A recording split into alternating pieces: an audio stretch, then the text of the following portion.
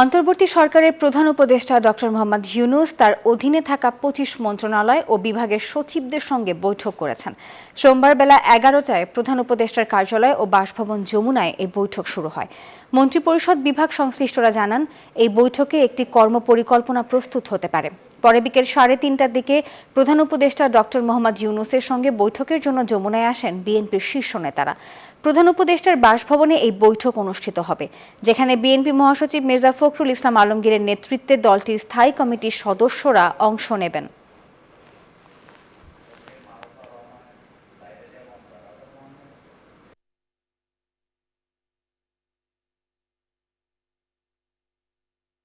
গ্রাম রাঁধুনি হলুদ বা মরিচের গুঁড়ার সাথে 2টি এবং 200 গ্রামের সাথে 4টি রাঁধুনি স্বাদ মিশালি ফ্রি।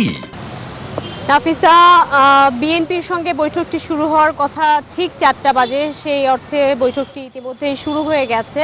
তবে 4টা বাজার বেশ কিছু আগে থেকেই বিএনপির মহাসচিব মির্জা ফখরুল ইসলাম আলমগীর সহ দলটির স্থায়ী কমিটির সদস্যদের মধ্যে থেকে যারা এসেছেন, মির্জা আব্বাস, আব্দুল মঈন খান, নজরুল ইসলাম খান, সালাউদ্দিন চৌধুরী এবং সালাউদ্দিন আহমেদ, গয়েশ্বর চন্দ্র রায়, তারপরে গয়েশ্বর চন্দ্র রায়, আমির খসরু মাহমুদ চৌধুরী, সব মিলে স্থায়ী কমিটির সদস্য যারা, তারাই এসেছেন আজকের এই বৈঠকে। এবং এই বৈঠকে দেশের চলমান রাজনৈতিক যেই পরিস্থিতি চলছে, বিশেষ করে 5 আগস্টের পর থেকে সেই বিষয়গুলো নিয়ে বৈঠকে আলাপ হবে বলে অনুমান করছেন এই বৈঠকে অংশ নেওয়া যারা রাজনৈতিক দল আছে। এছাড়া এজেন্ডা হতে পারে সামনের দিনের করণীয় নিয়ে এবং আগামীর নির্বাচন কেন্দ্রিক হয়তো আলাপ আলোচনা হতে পারে। সেই সাথে বিএনপি নেতাকর্মীদের সারা দেশে যেই ধরনের ঘটনাগুলো ঘটছে সেখানে যেন তারা সেখানে কাজ করে, আইন শৃঙ্খলা পরিস্থিতি নিয়ন্ত্রণে,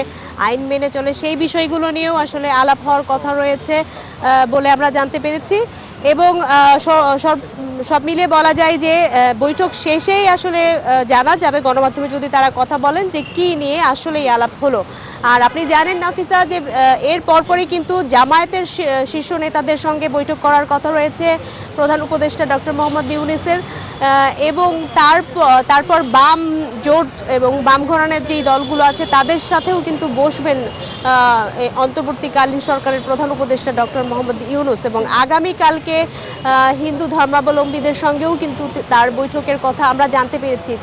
আর আপনাকে জানাই, আজকে সকাল থেকে কিন্তু এখানে অনেকে এর সঙ্গেই বৈঠক করেছেন প্রধান উপদেষ্টা। তার মধ্যে সবার আগে বৈঠক করেছেন সেনাবাহিনীর প্রধান ওয়াকারুজ্জামান, তার সঙ্গে, এবং তারপরে বৈঠক করেছেন মারুফা, এই বিষয়টাতে আসলে জানতে চাচ্ছিলাম, এর আগে যে বৈঠক হলো সচিবদের সঙ্গে এবং সেনা প্রধানদের সঙ্গে, তো সেক্ষেত্রে সেখান থেকে কোনো সিদ্ধান্ত এসেছে? মারুফা, আশা করছি আপনি আমাকে শুনতে পাচ্ছেন। মারুফা, আপনার কথার প্রেক্ষিতেই বলতে চাই, আজ তো আরো বৈঠক হয়েছে সচিবদের সঙ্গে এবং সেনা প্রধানের সাথে, সেক্ষেত্রে কি সেখান থেকে কোনো স্পষ্ট শুনতে পাচ্ছি না? আমি স্পষ্ট শুনতে পাচ্ছি না। আপনি সম্ভবত আমাকে কোনো প্রশ্ন করছেন। মারুফা, আমি সচিব এবং সেনা প্রধানের সঙ্গে যেই বৈঠকটি হয়েছিল সেখান থেকে কোনো সিদ্ধান্ত এসেছে কিনা? এর আগে সেনা প্রধান এবং সচিবদের সঙ্গে যে বৈঠক করেছেন সেটির আনুষ্ঠানিক কোনো সিদ্ধান্ত আসলে আমরা জানিনি, কারণ গণমাধ্যমের সঙ্গে কোনো কথা উপদেষ্টার পক্ষ থেকে কিংবা যারা সচিবরা অংশ নিয়েছিল তাদের পক্ষ থেকে কোনো বক্তব্য আমাদেরকে বলা হয়নি, যার ফলে আসলে আমরা এই নিয়ে স্পষ্ট কিছু আপনাকে বলতে পারবো না। তবে আগামীতে করণীয় নিয়েই তাদের সিদ্ধান্তগুলো হয়েছে বলে আমরা জানতে পেরেছি, যে কাজ শুরু করার জন্য।